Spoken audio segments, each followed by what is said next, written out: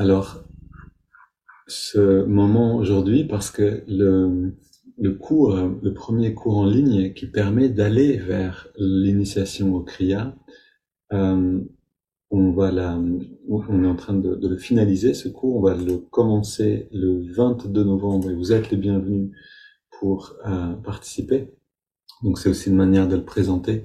Mais de manière générale, de présenter le Kriya. J'ai très peu parlé du Kriya Yoga au début dans les méditations guidées, aussi d'une certaine manière parce que par respect, c'est quelque chose qui est tellement central à l'enseignement de Yogananda que ça me paraissait un peu énorme d'en parler rapidement. Donc voilà, c'est un grand jour d'une certaine manière puisque c'est la première fois où on va vraiment en parler directement. Et puis Antoine est là, Antoine qui euh, qui est Kriyaban déjà depuis un certain temps, donc qui pratique cette technique. Et il y aura un moment de questions-réponses pour justement que vous puissiez directement échanger avec ceux qui pratiquent le Kriya et poser vos questions directement.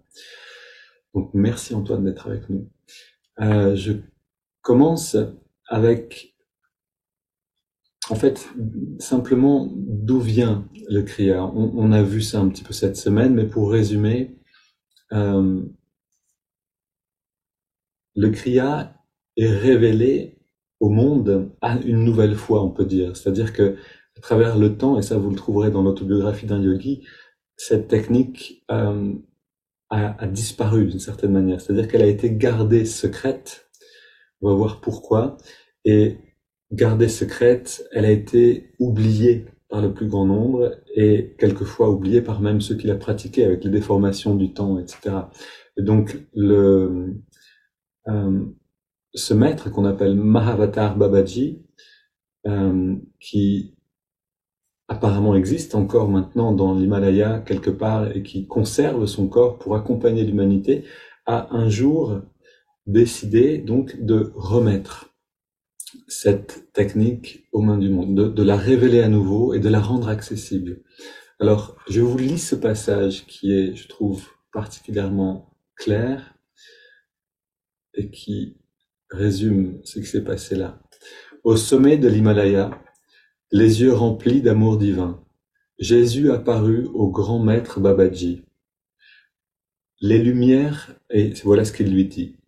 Les lumières sur l'autel de mon église, dit-il, se sont affaiblies.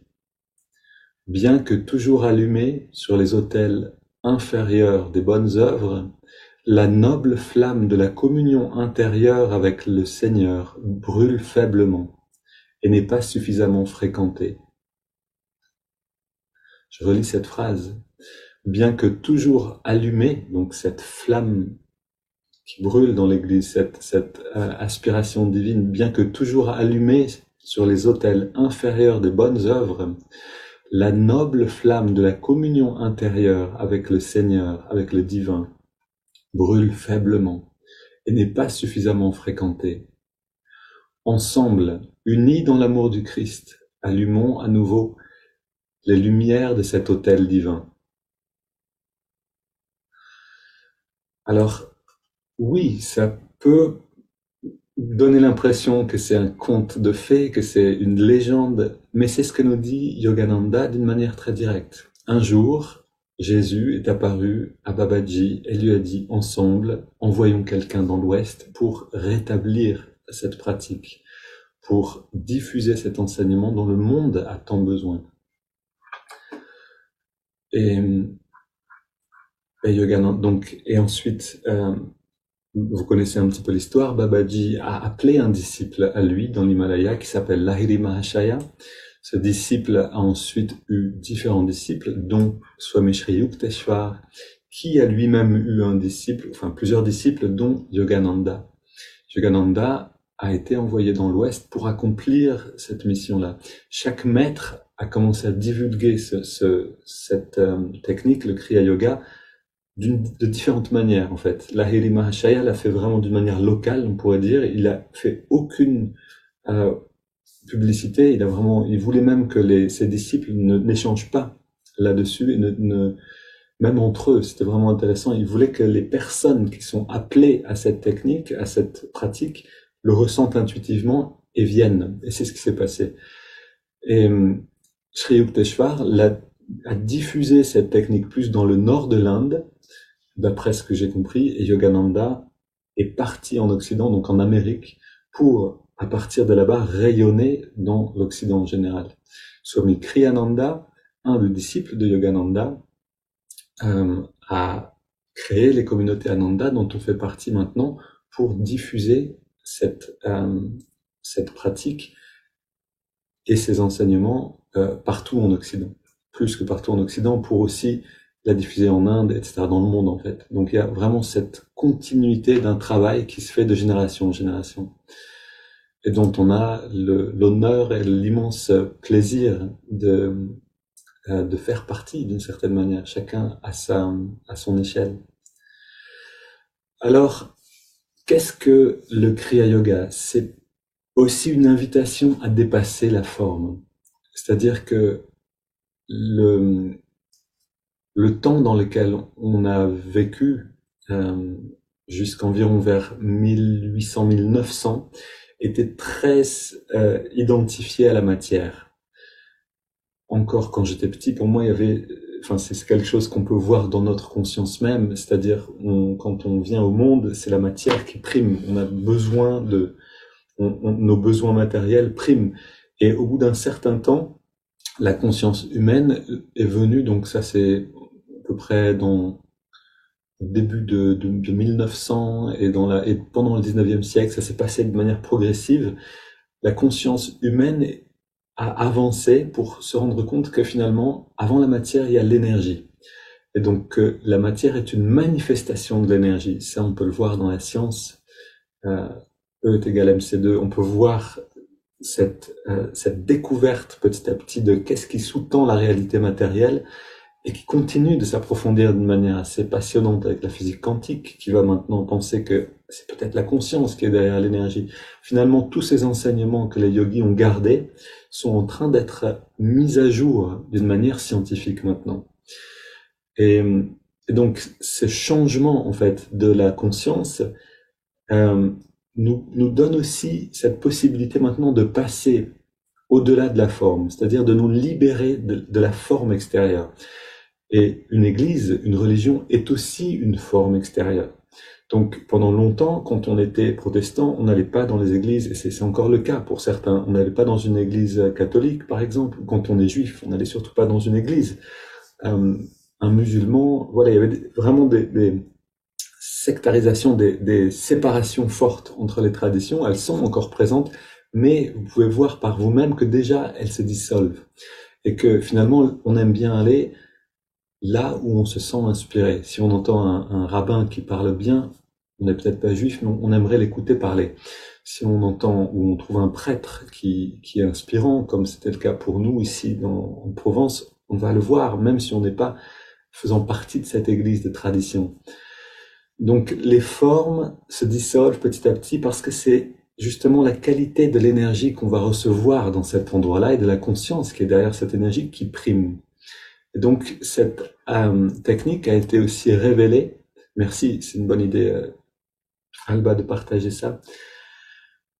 A été révélée dans un moment où on peut aller au-delà de la forme. Cette invitation à aller au-delà de la forme. Alors qu'est-ce que ça veut dire? Ça veut dire qu'on peut tout à fait être chrétien, on peut tout à fait se sentir disciple du Christ et pratiquer le Kriya Yoga. D'autant que c'est une impulsion qui a été donnée par Jésus pour nous amener dans cette communion intérieure.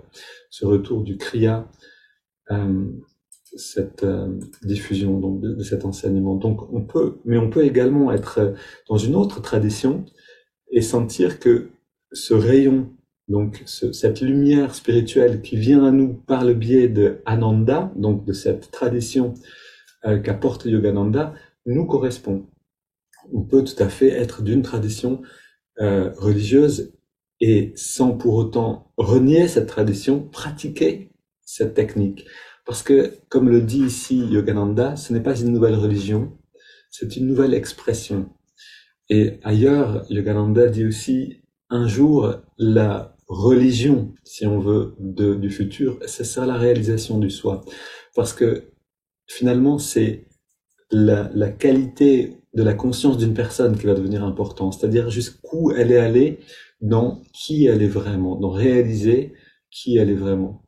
Autrement dit, la l'intensité de la béatitude qu'elle va émaner, et ça commence déjà à être le cas, va déterminer si elle a une autorité spirituelle ou non.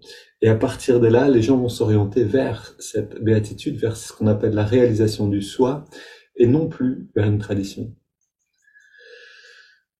Ce que disait aussi Sri Yukteswar à Yogananda au moment de son départ, c'était « Oublie que tu es né hindou, mais ne sois pas américain. Prends le meilleur des deux. » C'est-à-dire, quand tu vas pour diffuser ce kriya dans l'Ouest, n'amène pas avec toi toute cette tradition hindoue, les pujas, les déités, vous savez, Ganesh, Hanuman, etc. C'est des choses qui ne vont pas parler aux Occidentaux. Eux ont grandi avec l'enseignement judéo-chrétien, donc ça va pas fonctionner. Mais ne deviens pas non plus américain. Et ça aussi, c'est une manière de dire maintenant, on peut aller au-delà de la forme. C'est quelque chose que Sri Yukteswar a dit à Yogananda, mais c'est quelque chose qui nous est dit à nous tous. Et ce Swami Vivekananda, extrêmement inspirant, disciple de Ramakrishna Paramahansa, qui disait « Naître dans une religion est une bénédiction, parce qu'elle nous donne une structure. » Là, je rajoute un petit commentaire, elle nous donne une aspiration vers le divin. Et je continue, donc, naître dans une religion est une bénédiction, mourir dans une religion est une malédiction. C'est-à-dire que de se limiter à cette forme-là de l'expression du divin, ça par contre, si on arrive à la fin de notre vie avec cette limite ici, alors on a raté peut-être cette ouverture quelque part qui est possible dans la conscience. Et donc, en effet, spiritualité et religion n'est pas nécessairement unie. C'est-à-dire, on peut être dans une religion, dans une tradition religieuse, une mentalité d'une certaine religion, mais passer à côté de l'ouverture de la conscience, passer à côté de l'expérience du divin. Et donc, c'est là où le Kriya intervient, si on veut, dans l'évolution de l'humanité. Il est révélé maintenant à l'humanité pour que cette expérience intérieure puisse nous élever réellement vers le divin.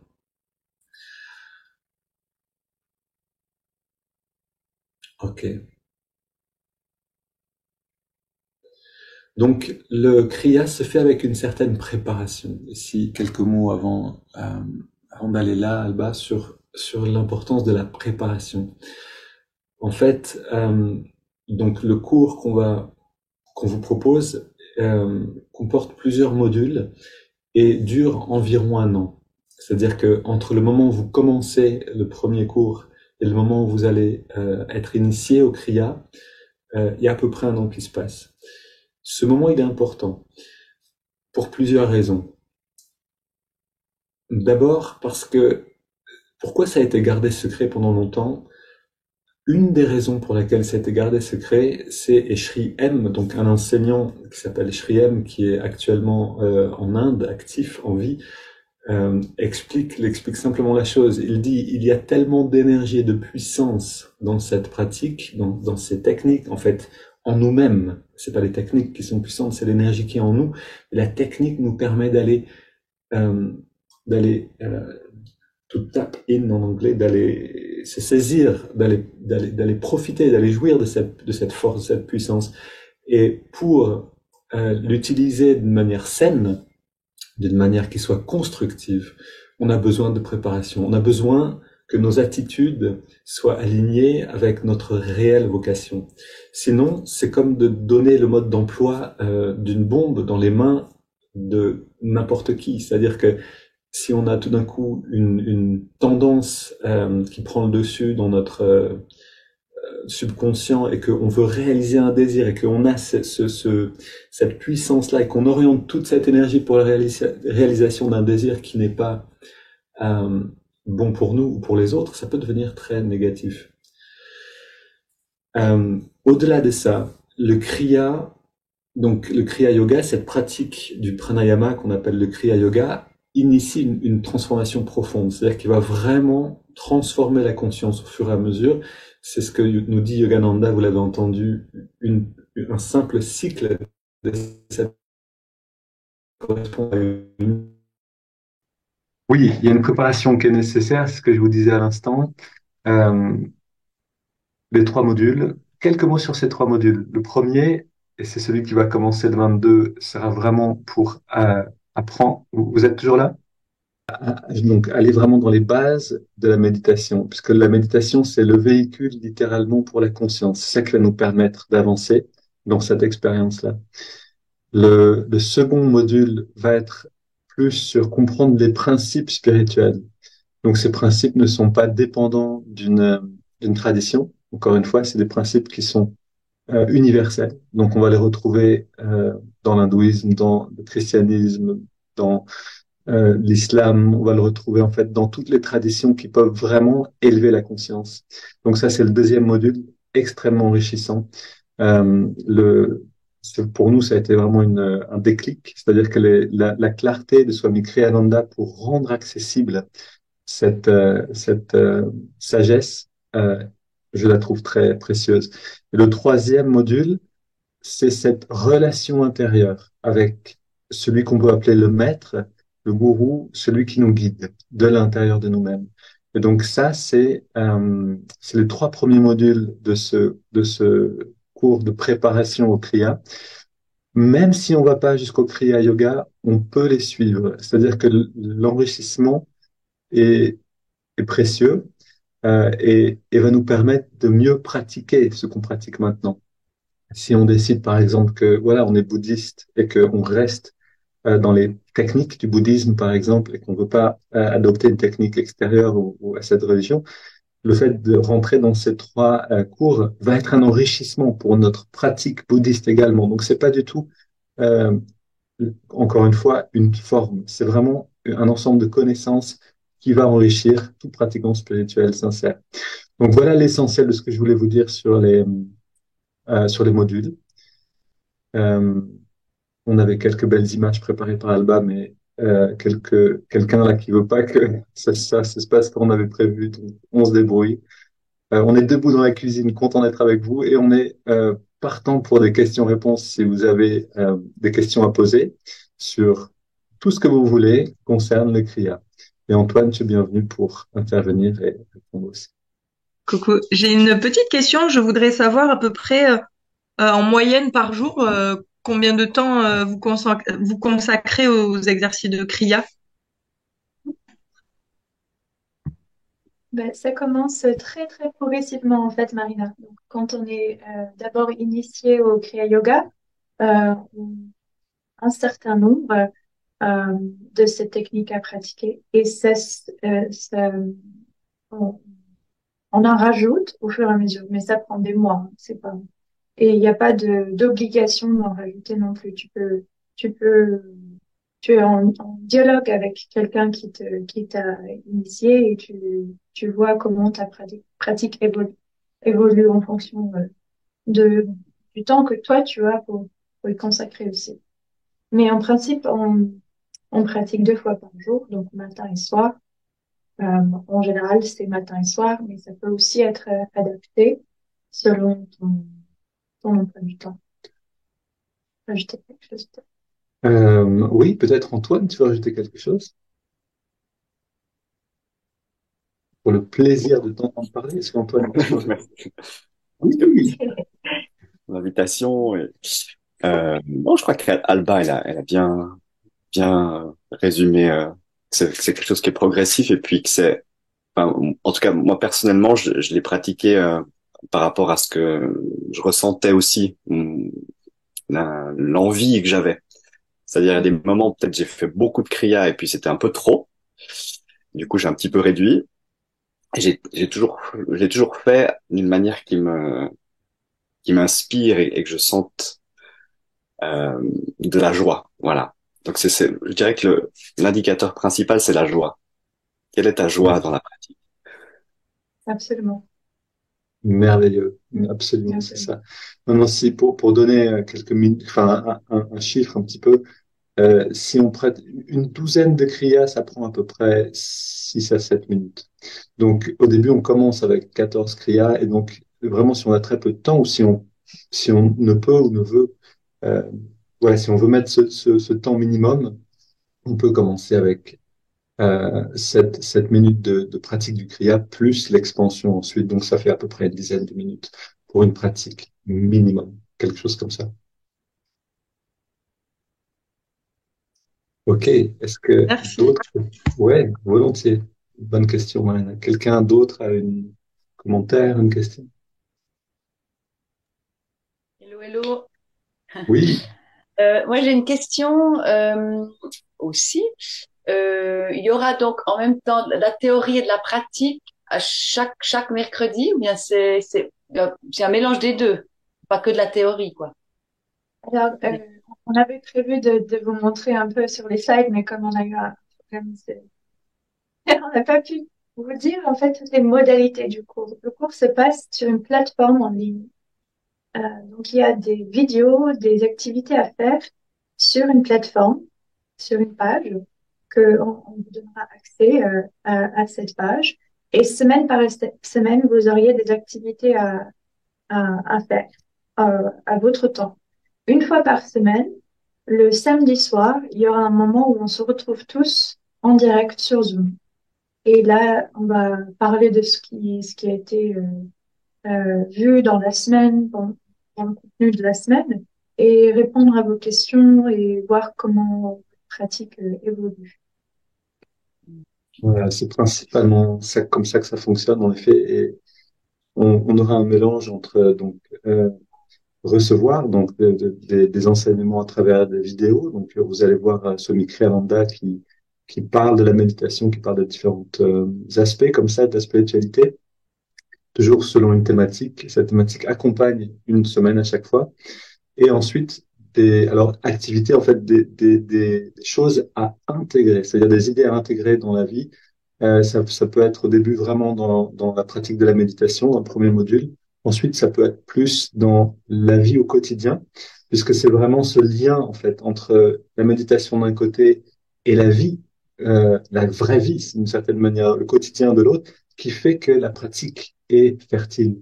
Donc, voilà, ce sera toujours un équilibre entre recevoir, agir aussi et échanger. Puisque dans l'échange, comme vous connaissez déjà hein, par ces échanges du samedi, on peut trouver aussi un renforcement, on peut trouver aussi une nourriture dans l'expérience que les autres ont et partagent. Et sur la plateforme aussi, donc qui est facile d'utilisation, hein, c'est pas compliqué. Et on vous donnera le soutien technique si nécessaire. Euh, mais il y a aussi la possibilité d'échanger par écrit avec tous les autres participants qui sont dans le cours. Donc, chaque semaine, il y aura des forums. Vous pouvez écrire ce que vous avez vécu dans la semaine et c'est juste visible aux personnes qui sont dans le cours. Ouais.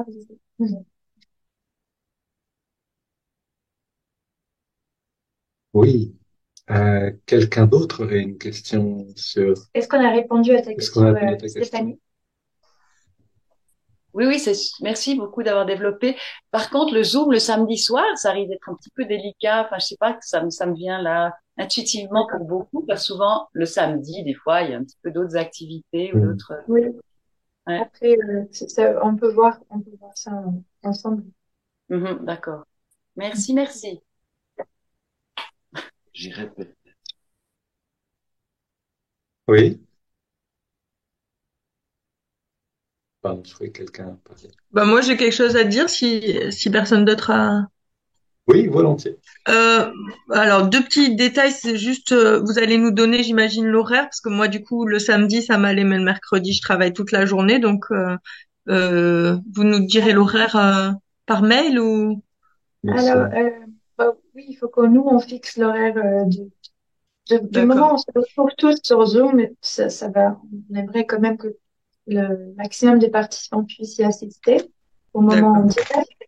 Le mercredi, il n'y a pas d'horaire où on se retrouve sur Zoom. C'est juste le jour où on a choisi où le cours, le contenu de la semaine sera disponible. D'accord. Vous n'avez Ok, pas tout le contenu d'un coup, vous le verrez semaine par semaine. d'accord. Très bien. Et ma deuxième question, c'est est-ce que vous voudriez partager un petit peu qu'est-ce que ça a changé en fait la pratique du kriya en comparaison avec une pratique classique de yoga et de méditation? Qu'est-ce que ça a apporté en plus dans vos vies? Enfin, Belle question, Marina. Je propose, Antoine, si tu veux témoigner ici, volontiers. Ouais, moi, ce que ça m'amène, c'est comme si que ça me remet dans le centre de la colonne. Ça ramène tellement l'attention dans la colonne vertébrale que c'est, c'est par rapport à d'autres pratiques qui mettent plus de temps. Là, c'est beaucoup plus rapide. Hum, et ça m'amène dans un état où je me sens davantage communié avec le divin. Donc, alors qu'une autre pratique peut-être mettrait un peu plus de temps. En tout cas, moi, c'est ce que je ressens dans la pratique du kriya. Merci. Et, oui, tu veux dire ce que ça Oui, te... bien sûr. Pour moi, il y a vraiment un avant et après. Euh, ma pratique de méditation avant était pas aussi centrée, était très dispersée même. Alors que avec toute la préparation jusqu'au kriya et ensuite euh, le kriya lui-même, j'ai pu atteindre des états d'intériorisation que j'ai jamais pu toucher avant.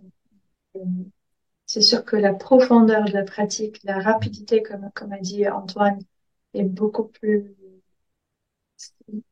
remarquable. Il y a plein de choses qu'on pourrait dire en fait à cette question. Oui, et chacun a son expérience propre. Je pense, je dirais aussi, comme Antoine, il y a quelque chose, en fait, c'est un goût particulier. C'est difficile à décrire, mais il y a un ami qui l'a mis en mots, je trouve, très bien.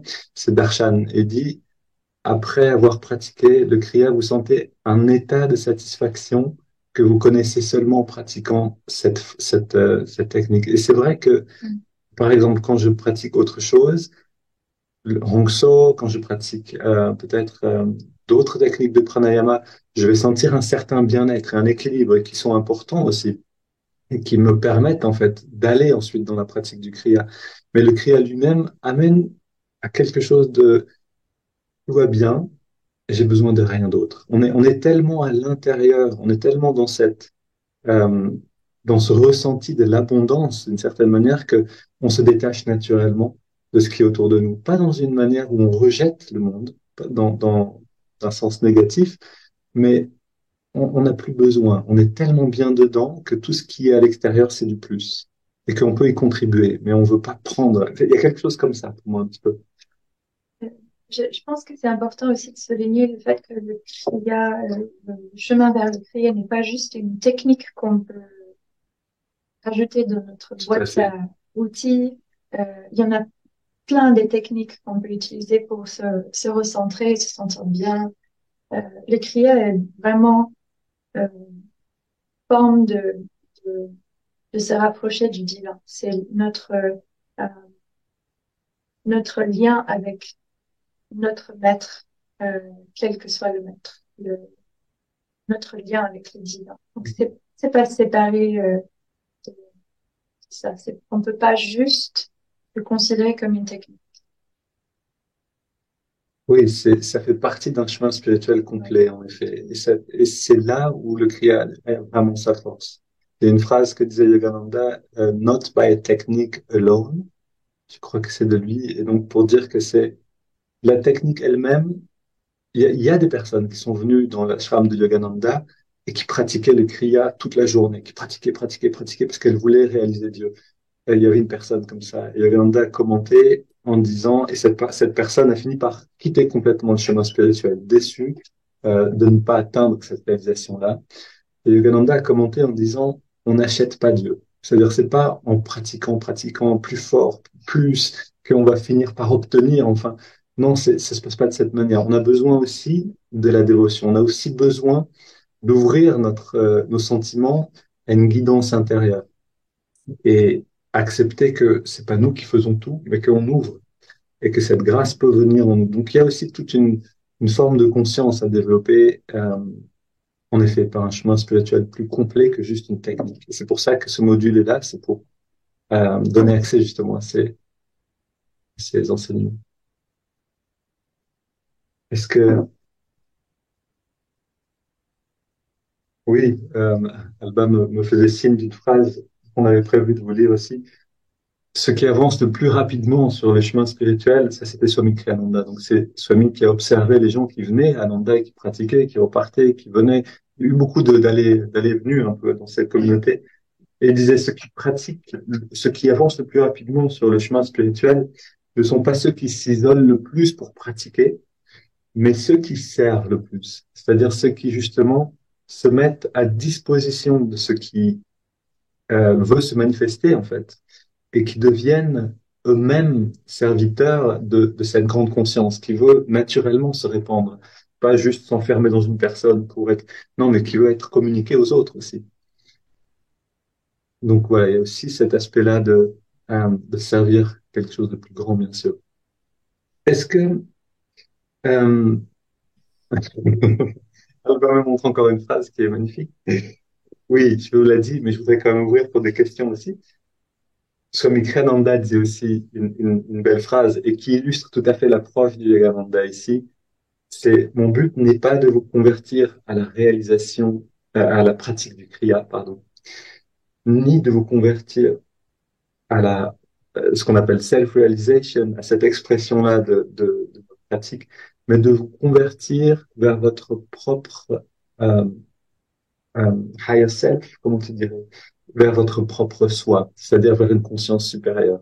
Le but, c'est pas de dire, allez, venez tous faire partie d'Ananda ou de, on n'est pas là pour créer ou convertir des gens à une forme, absolument pas, mais vraiment tout ce qui pourra inspirer quelqu'un à grandir vers sa vocation réelle, c'est ça le dharma ou la volonté de Swami, d'Ananda pour nous tous. Quelqu'un veut dire quelque chose? J'ai entendu un micro. Ouais, je veux bien. Bonjour, parce que je suis nouvelle, c'est la première fois que je viens. Et donc, je voulais savoir s'il y avait un replay, parce que Oui, absolument. ouais, Bienvenue Brigitte, c'est un plaisir de t'avoir avec nous. Je ne sais pas comment tu es arrivée là, mais en tout cas, bienvenue. par Et Loïc. ah, d'accord, d'accord, Je sais pardon. pas s'il vient encore. Je sais pas. Oui, il était, je crois, la semaine dernière, il était avec nous, si je me trompe pas. Et il y a des replays. En fait, si tu vas sur la chaîne YouTube de Ananda francophone, Ouais. tu tapes simplement Ananda francophone dans un moteur de recherche enfin, dans le moteur de recherche de YouTube, et Mhm. tu vas trouver notre chaîne avec pas mal de choses qui sont enregistrées. Et si tu regardes les playlists, tu vas vraiment voir les choses pour apprendre. Donc, des playlists pour apprendre la méditation Rongso, d'autres, ça va être plus des échanges. Voilà, tu peux explorer un petit peu. Et il y aura aussi un enregistrement d'aujourd'hui. D'accord. Et pour la formation, c'est quel Ah, prix à peu près? bien sûr. Bien sûr. Quel coût, tu disais? Oui. Ça va être autour de 120, quelque chose comme ça, je pense, pour les 8 à 9 semaines. En fait, officiellement 8, mais on peut aller jusqu'à 9 semaines si on a besoin d'un peu plus de temps de ce module, premier module. Ok. Merci. Oui, bien sûr. Benjamin, j'ai encore une question. Oui, avec Pratique. plaisir. Ouais. Euh, le module, si le mercredi soir, si on n'est pas disponible, on a la possibilité de, par exemple, le jeudi matin, de le voir ou pas du tout. Alors, L'accès, c'est juste le mercredi soir. en fait, le jour dans lequel on va parler ensemble n'est pas encore complètement sûr. C'est-à-dire, nous, on voudrait que le plus possible de personnes soient présentes. Donc, en fonction des inscrits, je pense qu'on va simplement proposer un doodle et dire, voilà, quel jour serait le plus possible pour vous tous. Parce que si on se retrouve le samedi et qu'on est juste 3, c'est dommage. Si on est 7 ou 8, il y a une bonne dynamique ici. Donc, le jour n'est pas fixé encore pour le Zoom, c'est-à-dire pour le moment où on va se retrouver. Par contre, le début de chaque thématique, de chaque semaine, c'est le mercredi. Du coup, ça vous laisse la possibilité de voir une thématique pendant le week-end aussi et de finir lundi, mardi avec les choses qui sont à faire. Tu veux rajouter quelque chose peut-être? Oui, non, c'est juste parce que je me rends compte que c'était pas clair ce que on avait dit à propos de la plateforme. Donc, quand le contenu s'ouvre chaque mercredi matin Le de contenu la s'ouvre, semaine, ça veut dire une nouvelle thématique commence en fait. la petite section de la semaine s'ouvre le mercredi matin, mais il reste ouvert jusqu'à la fin du cours. Donc, tu peux revenir autant de fois que tu veux. Yes. Voilà, on a compris. Ok. Tout à fait précis. Merci beaucoup, c'est clair comme ça. Merci beaucoup. Et merci à toi, Stéphanie. Est-ce que, avant de fermer, est-ce que Antoine, tu voulais dire encore un mot? Je ne sais pas si tu avais un. Ben merci, simplement, parce que j'ai trouvé vraiment super comme t'as amené ça. Très clair, très, voilà, très ouvert et vraiment inspirant. Donc, merci beaucoup. Merci Merci à toi, d'être Antoine. venu. Et ben, prenons un petit instant pour intégrer tout ça. On ferme les yeux, on tente d'observer la respiration naturelle.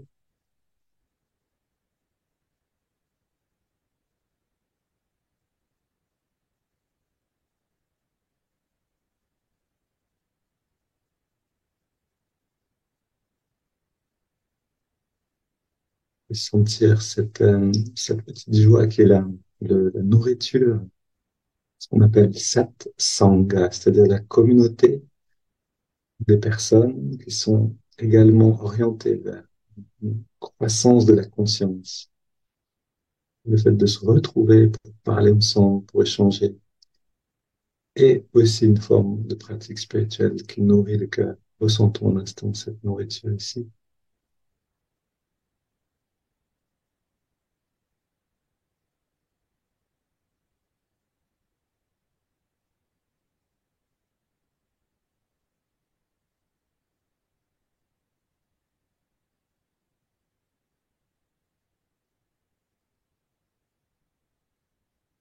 Et je vous souhaite un beau week-end à tous et de partager cette lumière avec tous ceux que vous verrez. On se retrouve lundi pour méditer ensemble avec ceux qui veulent et bientôt, donc, vous recevrez un mail avec toutes les infos pour ce premier module qui vient bientôt. Merci, merci et à très bientôt. Merci. Merci, Grazie. grazie mille. Ciao belli. Ciao, ciao, ciao, ciao Marco. Merci, merci pour ces beaux enseignements. Merci, merci. Benjamin, mais nous, tout le groupe, moi j'aime le groupe, je veux voir les visages. Mais, Mais tu peux, c'est toi qui décides. Je sais pas comment. il faut cliquer sur galerie. Sur participants? Non, sur galerie, mais j'ai pas galerie. On va te montrer où c'est en haut à droite.